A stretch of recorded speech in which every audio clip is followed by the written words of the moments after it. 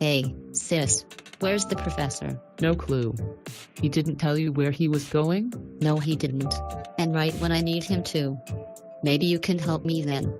Okay, but let me finish this fate first. Final Fantasy 14, is it?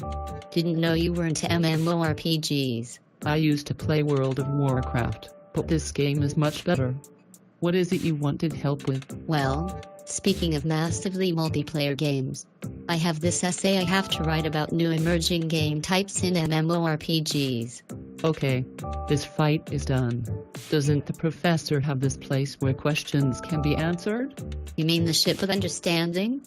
That's it. Let's go there.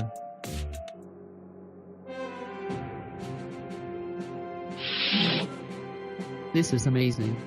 I've heard about it, but I'd never been here before. The professor created this ship.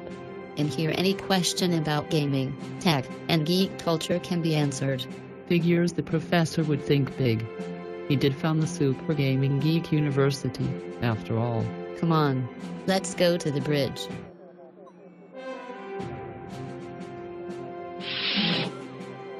This is it, sis. This is where all the magic happens. It's amazing. I feel smarter just standing here, like the ship is actually filling my mind with knowledge. That is essentially what it does. It empowers you with the ability to answer virtually any question. Okay, so you wanted to know about new emerging game types in MMORPGs. What exactly were you wanting to know? Yes, I understand that tastes in MMOs are changing. They are.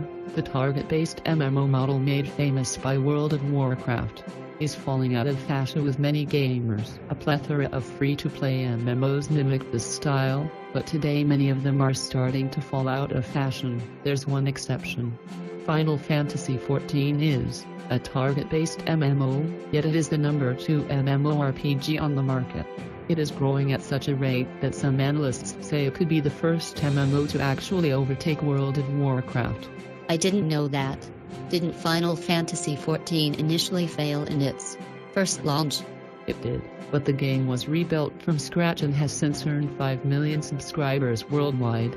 The success of Final Fantasy 14 is probably the greatest redemption story in the history of the gaming industry. Getting back to your question, players are beginning to look for a new kind of MMO without the same tropes seen in target-based games. Tropes such as? Theme park-style adventuring, fetch quests, and kill X number of monsters quests, which are quite common. Also, combat where your character stands in place while you click actions on a hotbar.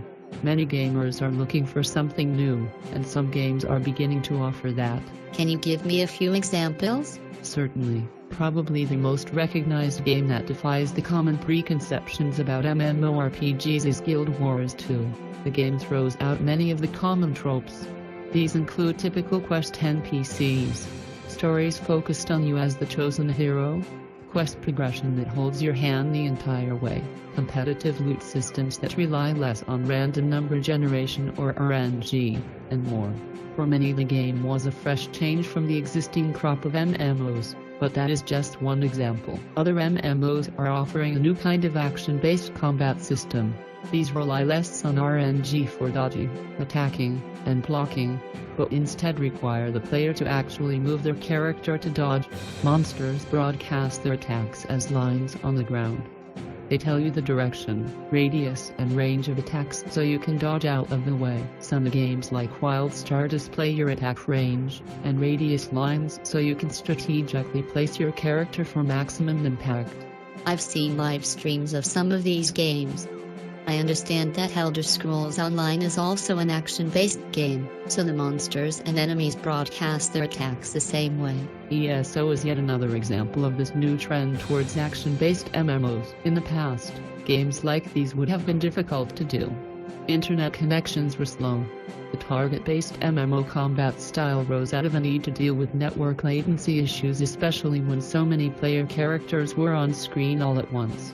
In the early days of MMOs like World of Warcraft, Final Fantasy XI, Ultima Online, and EverQuest, many people were playing games on dial-up modems. Today, fast, Persistent connections are far more common. The network latency became less of a problem, and FPS technologies like prediction is now used in MMOs. Prediction was introduced in the game Quake, which allowed a server to guess where your character was going to be before it received data from the game. Many MMOs now use this technology. I've also heard that the notion of what an MMO is also being challenged. Yes, these are massively multiplayer variations on other game genres.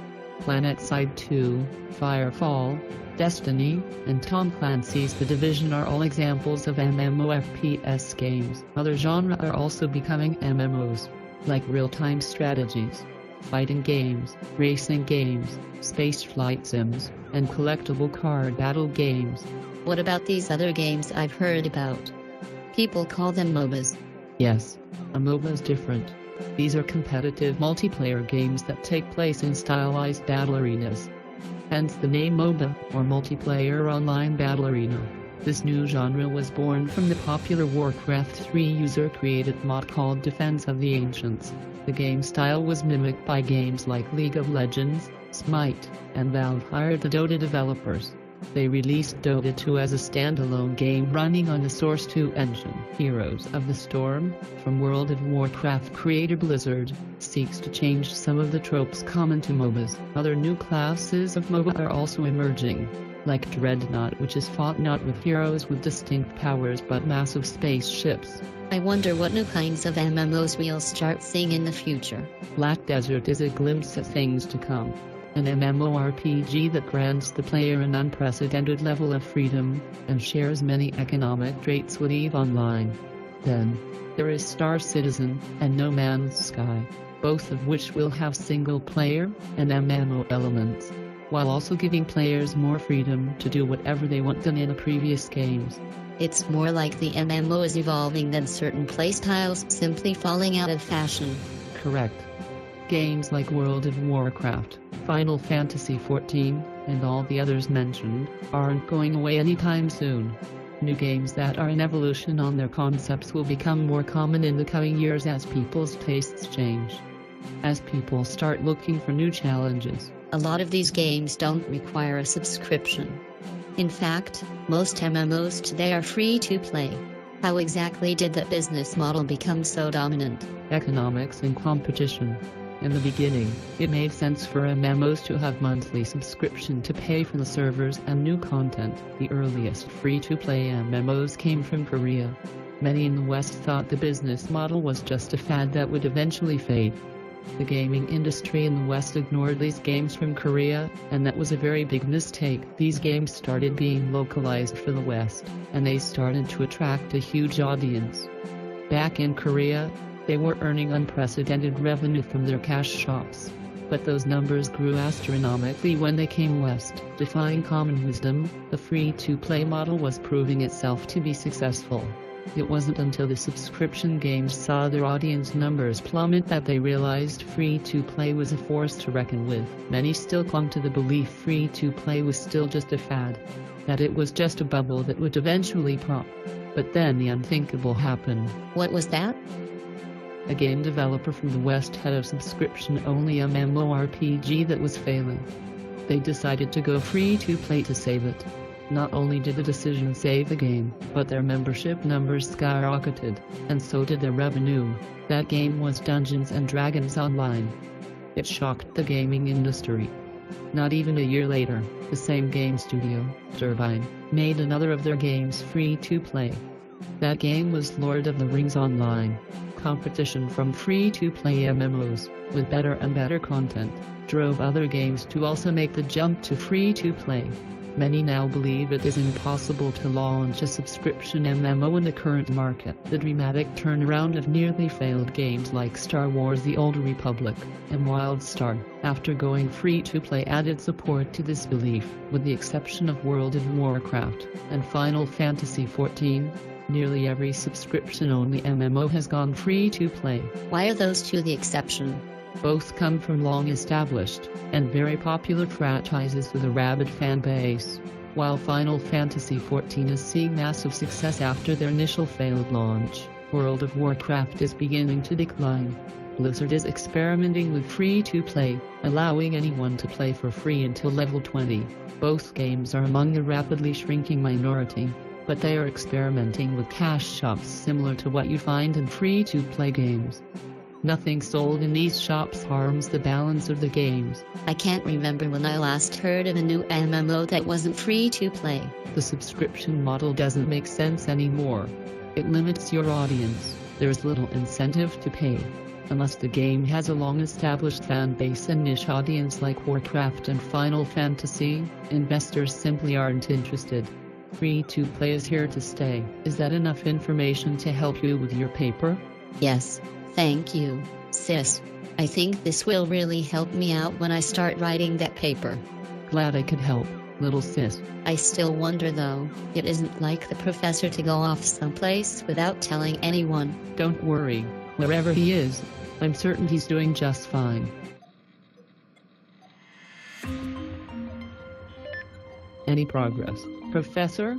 A little. Whoever these people are, they have serious levels of security. Military grade. I've never seen encryptions this strong before. Could it really be them, Professor? If they are, we're in a lot bigger trouble than we previously thought. If it is them, I'm guessing the microtransactor is just the beginning. It is, and I think I may have figured out the next target. You have, so soon. What is it? Something that would complement the power of the microtransactor, and there is only one thing in the world like that. They're after the DLC-tron. Are they crazy? That thing was sealed away years ago for a reason. Besides, it's locked away in a vault with heavily armed security. There is another, unfortunately, and my contacts have told me certain shady individuals have been asking around about it. Another? How many of these dangerous artifacts are there in the world? Too many. This one is the season pass drometer. Wasn't that lost at sea, when the ship transporting it mysteriously sank to the bottom of the ocean? Or, we were simply made to believe that is what happened. According to my sources, the artifact was seen in an auction somewhere in Europe years ago. Luckily, whoever bought it didn't know what they had. Where it is right now is not known. The owner died and the artifact was a part of an estate sale. I don't like the idea of something that dangerous just passing from person to person like that. It has to be found, sealed away, or destroyed. I agree, however destroying them is usually impossible. Usually? I have a theory on how they can be destroyed, but I need more research to be certain my hypothesis is right. If there is anyone who can do it, it's you, Professor. Finally, I'm in. Good. Let's find out who we're dealing with. No, this is impossible. He's dead. Who, Professor? Who is it? An old arch rival of mine. He had sick and twisted ideas on how the gaming world should be run. Last I saw him, he fell into the vaporware maelstrom at the center of the Sea of Broken Dreams. Who could possibly survive that? Not without serious cost. If it is him, and he did survive the experience, it will have changed him. Possibly for the worst. What is this person's name? I never knew his real name, but he always went by the name The Executive. Professor, we'd better get going? I can see some guards heading this way. Alright, I just finished saving this to a flash drive. Okay, Fanbot, beam us out of here quick.